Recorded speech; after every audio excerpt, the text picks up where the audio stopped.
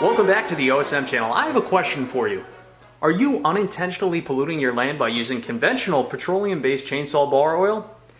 If so, and if you care, what are some non-toxic replacement options for you? Additionally, this is the main question of the day. Does a seed oil such as canola oil stack up against bar oil? Is the canola oil an effective and economical replacement for conventional bar oil? Well, we're going to put these two oils to the test today, and I'll let you be the judge. Now, I want you to think about this for a second here. Every year I go through about 5 gallons of conventional bar oil.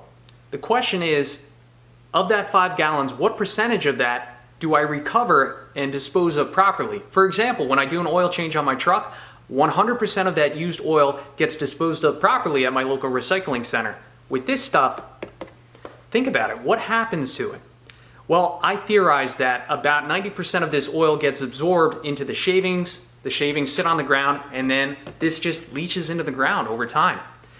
I would theorize that about 10% of this gets absorbed into the firewood itself, and then that is burned in the fireplace. So that 10% that gets burned away, I'm okay with. But that 90% that we're leaving on the ground, that's leaching into the ground, into the groundwater, I have a big problem with that. All right, so here's the big issue here. Standard bar oil is toxic. Now, the basis of standard bar oil is crude oil, which a lot of people argue, well, crude oil is natural. I'm not concerned about it going into the ground. It's naturally occurring. Well, you know what? Just because something is naturally occurring does not mean that it's safe. For example, crude oil still contains toxins such as arsenic, cadmium, lead, and mercury. But crude oil also contains carcinogens such as benzene. Additionally, the bigger issue when crude oil is refined into bar oil, additional, more toxic chemical additives are added to improve performance. These additives may contain PFAS, also known as forever chemicals, and the problem with PFAS is it can take up to 1,000 years for PFAS chemicals to break down. I rest my case. Before we initiate testing, let's quickly go over cost. So typically I pick up a gallon of conventional bar oil for about $15. A gallon of seed oil, such as canola oil, from my local grocery store, I can pick up a gallon for about $10. So off the bat, canola oil is the winner because it's about 2/3 the cost of conventional bar oil. Now, you do have another option. It's a much more expensive option. They do make biodegradable bar oil. The only thing with biodegradable bar oil is it's $30+ per gallon. Now, the first test is going to be a metal-on-metal wear test. Now, the test is going to consist of this metal gear, which will be turning.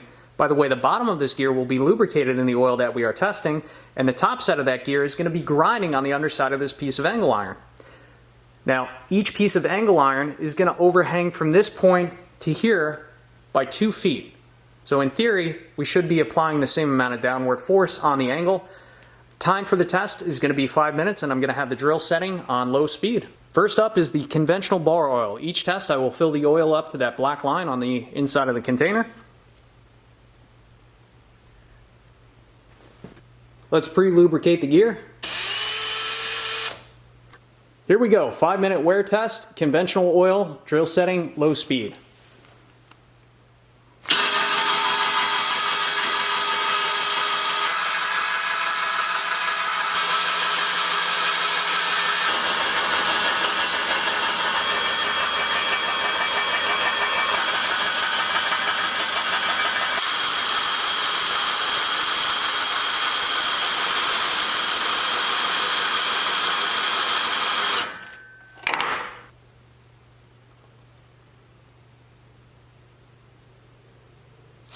So here's a look at the bottom of the oiling pan from the conventional bar oil. You can see we have a lot of metallic shavings in the bottom there. So what I'm going to do off camera, I'm going to clean this out thoroughly with brake parts cleaner and paper towels. Fill it back up with canola oil to that black line there, and then we will repeat the test. Then measure wear on that piece of angle. Even though the 5 amp hour battery for the drill is still indicating a full charge, we're going to go and swap this out anyway for a freshly charged 5 amp hour battery. Oil pan is all clean. Let's add our canola oil.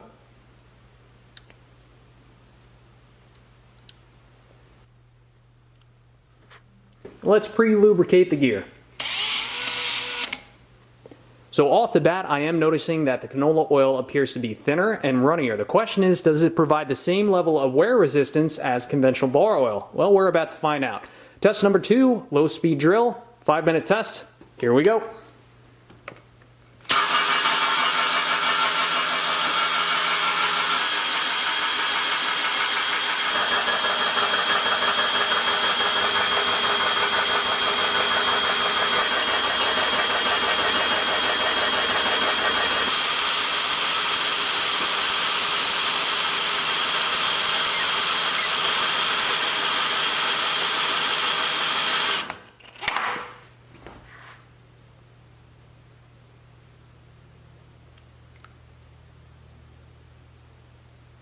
So here's a look at our 2 oil samples from the test we just completed. We have the bar oil and the canola oil. Both oils are definitely looking a bit cloudy.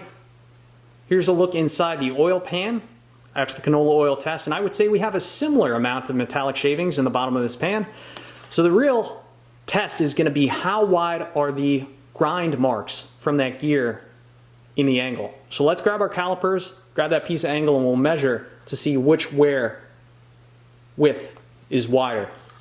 Now for the conventional bar oil, I'm measuring 0.530 thousandths of an inch of wear. For the canola oil wear mark, I'm measuring 0.607 thousandths of an inch. So let's talk about the results of test number 1 real quick, and I just want to share my thoughts. So where conventional bar oil wore a wear mark of 0.530 thousandths of an inch, as where the canola oil did a little bit worse. The wear mark was a little bit wider at 0.607 thousandths of an inch, which means a difference of 0.077 thousandths of an inch, or in layman's terms, we saw a 14.5% increase in wear by using the canola oil. Now, that's not great, but that's also not terrible if we're not polluting the environment. My question is, does that 14.5% really make a difference? Well, in terms of replacing your chainsaw chains, you know, the links are going to wear out 14.5% faster, but I think in reality, you're going to have to replace that chain due to the cutter teeth being so worn down prior to the individual connecting links wearing out. So in terms of chain replacement, I don't think it's a factor. Where I do think you'll see a small difference is with bar wear. I think bar wear is definitely going to be a little bit more prevalent. But also, mind you, I probably cut through 30 cords of firewood with my 261, and I'm still on the original bar. And you can buy replacement aftermarket bars. You know, they're fairly cheap. You can get one for like $35. So this isn't great, but I think it just means we're going to have to replace bars 14.5% sooner. And also the bar sprocket is probably going to wear out just a little bit quicker. It also means there's going to be a little bit more heat. So, I don't think it's a huge deal, but it is something to consider. So the next test is going to be a smoke point test. We're going to heat up these 2 cans, and we're going to see at what temperature both of these oils begin to smoke. Because when we're operating our chainsaw, we do not want to be inhaling smoke coming from the bar, which we pretty well know that conventional bar oil, the smoke point is high enough as to where it's not a factor. The question is the smoke point of canola oil much lower than bar oil? So we're going to test that by injecting 20 millimeters of each oil into these 2 cans, and with a propane torch we're going to heat in between these 2 cans, have the torch flame facing up. We're just going to take temperature readings, and we're going to see at what temperature each of these begins to smoke.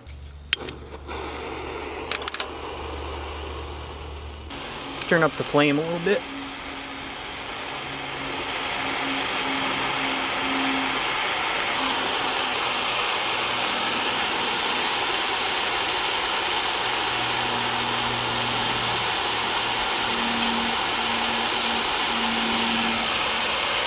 I'm going to say the canola at about 397.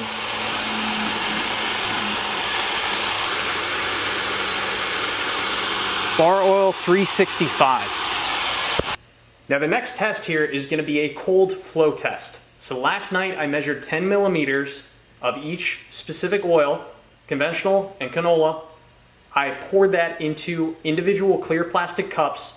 those cups are super glued onto a flat piece of cardboard, and I put them in the freezer. So in a moment here, I'm going to pull them out of the freezer, and we're going to pour those cups at the same time on this inclined plane to see which oil has a better cold flow rate. Now, this portion of the video may not matter to you if you buy, winter specific bar oil, which flows a little bit better in the wintertime.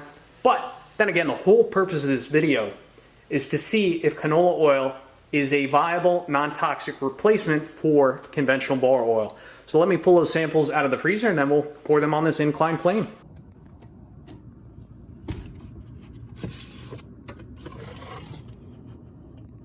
Slight problem, it would appear that the canola oil has froze a bit. It is starting to thaw because it's been out of the freezer for approximately 2 minutes. But the current temperature of the solid mass, the frozen mass, is 25.7 degrees Fahrenheit. The temperature of the bar oil, which is still fluid by the way, a bit higher, 47.3, 29.5 degrees Fahrenheit. So you could see it's defrosting pretty rapidly, but this is definitely a major consideration if you're doing a lot of cutting in wintertime, which I think a lot of us are. So yeah, that's a bummer. So after about 2 minutes sitting in ambient temperatures, the canola oil has turned back into a liquid. So let's proceed with the cold flow test, although I think at this point the bar oil, the conventional bar oil, has already won. So canola oil on the right, bar oil on the left.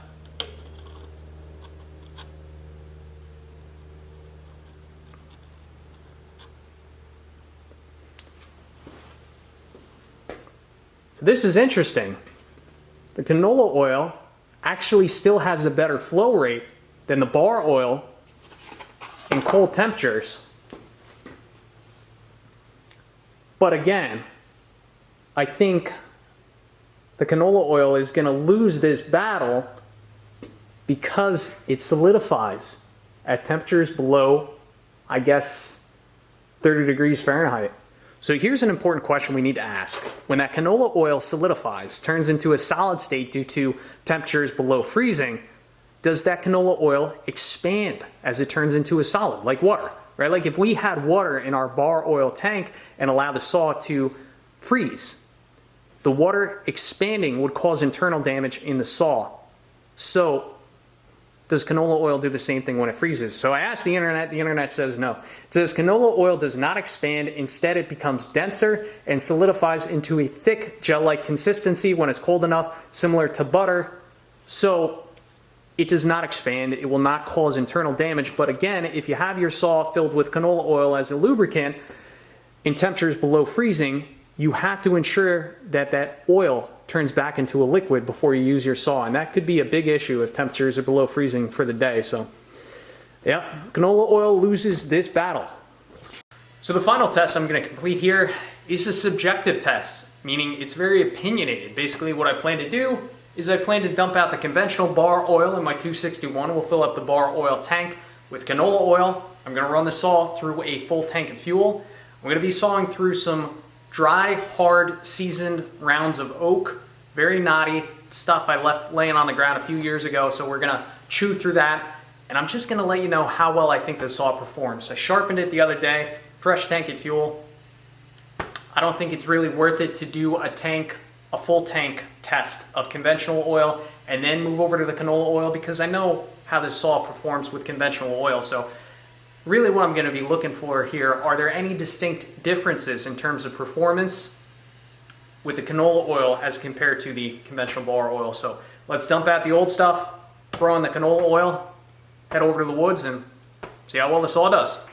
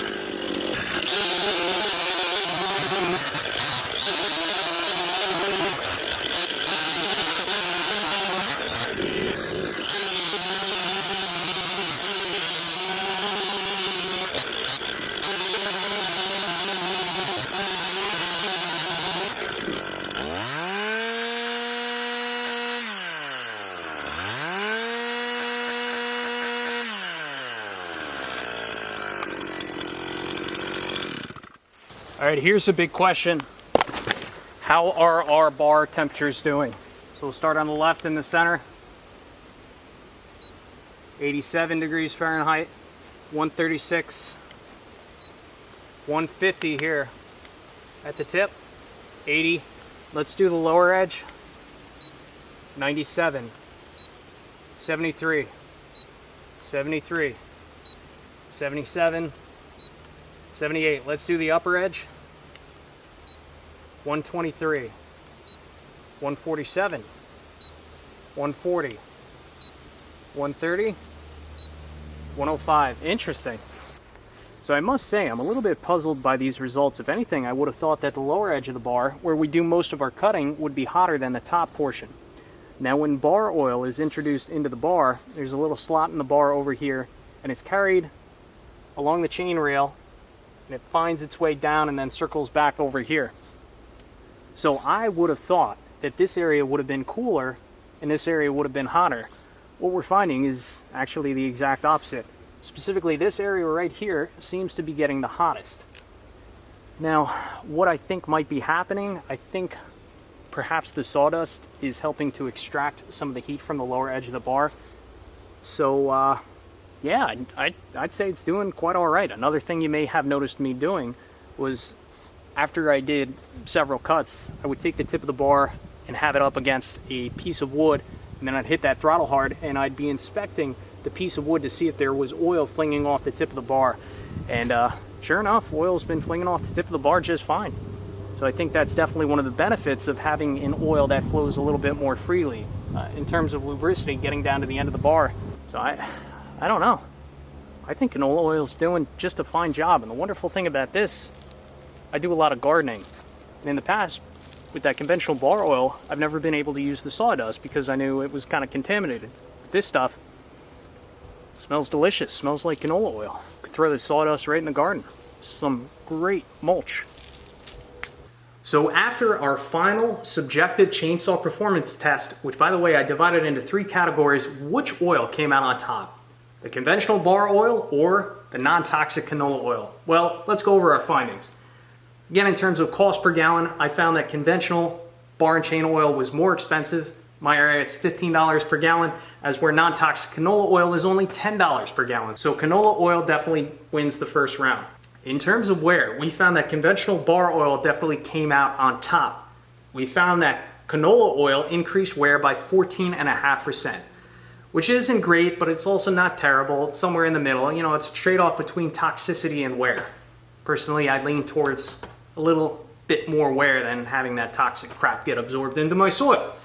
But I digress. Smoke point, canola oil definitely came out on top, started smoking at 397 degrees Fahrenheit, as where the conventional bar oil started to smoke at 365 degrees Fahrenheit. Cold flow test.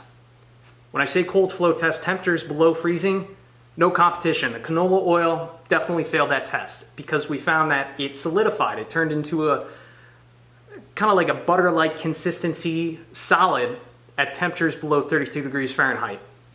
But we also learned that it won't expand like water, so it will not cause internal damage, but you can't really run your saw at temperatures below freezing. So conventional bar oil definitely won that round.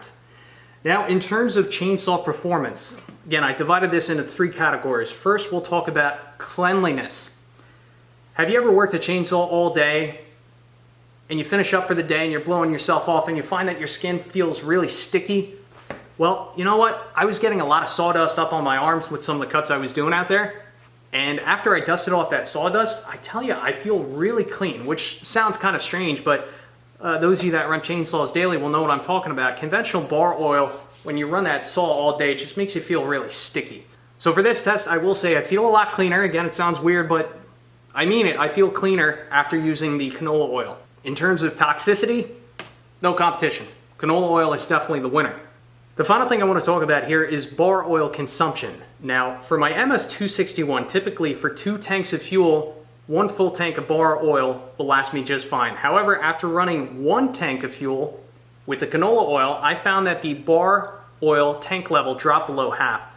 So this is subjective, but I estimate that you're going to be using about 1/3 more oil when you use the canola oil. And yes, every tank of fuel you add to your saw, you are going to have to fill up the bar oil, which I typically do anyway, but that kind of wipes out our cost up here because, you know, if we're using 1/3 more, then it brings the cost per use to about the same. So the final check mark goes to the conventional oil because we're using a little bit less oil with the conventional oil. But then again, I mean, toxicity. So final score here, conventional oil, 3 points, canola oil, 4 points. So based on that tally, canola oil definitely won today's testing. However, with that being said, I'm not going to be able to use this in the wintertime. So in the wintertime, I'm either going to have to purchase biodegradable bar oil or I'm going to have to switch back to the conventional bar oil. I think it would make an excellent test video if I brought in the biodegradable bar oil, which again is expensive. It's, you know, over $30 a gallon, and redid some of these tests. If somebody wants to send me a gallon of that stuff, I will absolutely repeat this test. I think the results would be pretty interesting. I'd also like to hear from you. What are your thoughts? What are some other tests that you would have done in today's video?